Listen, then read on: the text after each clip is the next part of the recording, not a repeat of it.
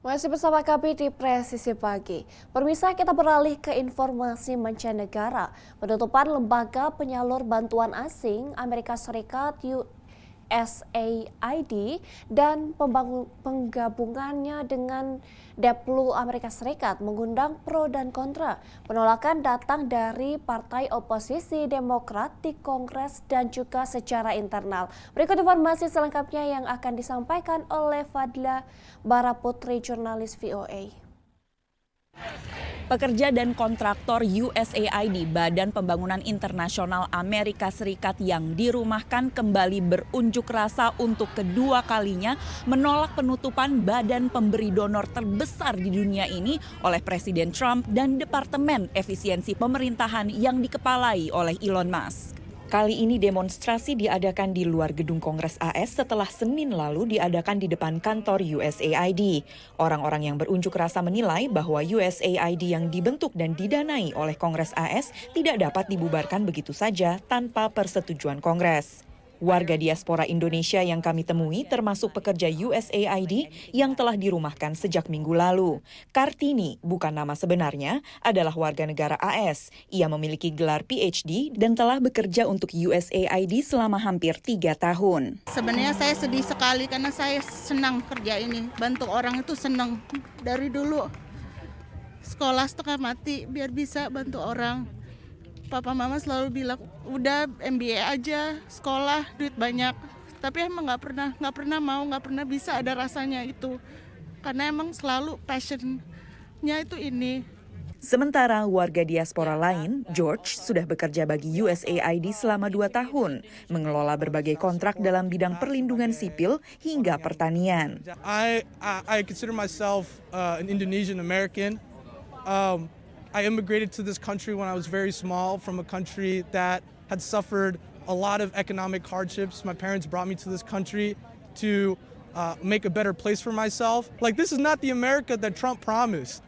This is exactly the opposite, and it's because of Elon Musk. Penutupan USAID dimotori miliarder Elon Musk dan Departemen Efisiensi Pemerintah di bawahnya, dengan dalih efisiensi dan juga mengurangi pemborosan, meski tak diungkapkan jelas apa yang dimaksud. Menlu AS Marco Rubio mengatakan banyak fungsi dari USAID yang akan terus berlanjut tapi harus selaras dengan kebijakan luar negeri Amerika Serikat. Namun belum jelas apa yang akan terjadi pada badan itu sendiri meski diusulkan digabung dengan Deplu AS. Menlu AS Marco Rubio kini merangkap Direktur Sementara USAID. The attitude that USAID has adopted over the years is, no, we are independent of the national interest. We fund programs irrespective of whether it's aligned or not aligned with a foreign policy. That's ridiculous. These are taxpayer dollars. Pengamat dari Lembaga Pemikiran Konservatif menilai reformasi dianggap tetap bisa dicapai lewat dialog, bukan pendekatan bisnis dengan pemangkasan tanpa pandang bulu yang berdampak langsung pada kehidupan orang di luar maupun di dalam negeri AS. Any thinking person would want the dialogue to come before the policy changes. I mean, I know there's been a dialogue on the campaign trail. Fine, you can keep your promises to all the Americans and the people who voted for you in particular, but do understand what you're doing before you do it. Don't just act in haste and repent in leisure.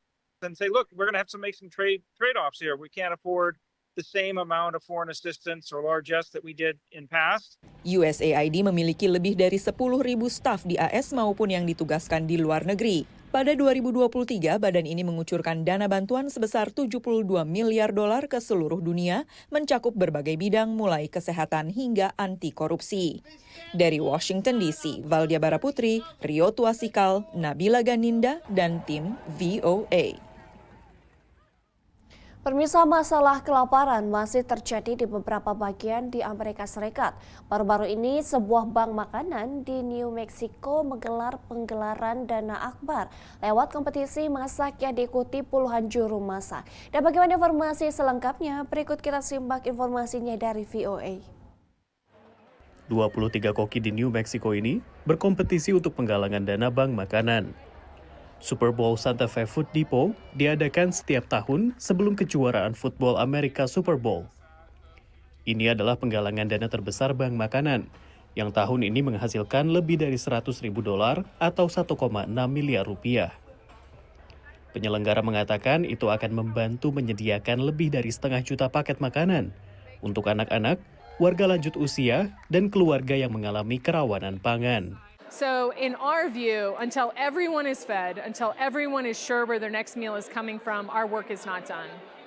Lebih dari 1.500 orang datang untuk mendukung bank makanan di Super Bowl tahun ini, di mana para juri memilih dari 5 kategori: krim, gurih, makanan laut, vegetarian, dan terbaik secara keseluruhan. Well, the Food Depot is well known, does a wonderful job in the community. And yes, it's more important than ever with all the conditions in the country. That's not why I'm here for the food, but I'm glad I'm doing a good thing at the same time. Ketika semua suara dihitung, sup seorang koki dinobatkan jadi juara. Sup kerang cabai hijau oleh Chef Adrian Martinez, seorang imigran dari Meksiko, yang mengatakan dia belajar memasak di Amerika Serikat. Pues orgullosamente feliz en concursar y pues llevarnos los primeros lugares. O pues un poquito mal porque uno viene a trabajar, viene uno a superarse, a echarle ganas también para ayudar a su familia uno allá. Bien se siente realmente pues orgullosamente de nuestro equipo aquí. Sebagai organisasi kemanusiaan, Food Depot juga membantu keluarga yang mengungsi akibat kebakaran hutan dan banjir di New Mexico.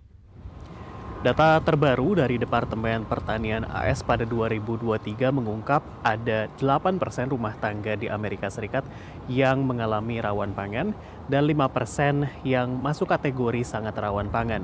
Menurut lembaga amal Feeding America, pada tahun 2023 ada 50 juta orang di Amerika Serikat yang mengakses bantuan pangan termasuk lewat bank makanan. Dari Washington DC, saya Rio Tuasikal dan tim VOA. Pemirsa, tetaplah bersama kami, Presisi Pagi akan segera kembali.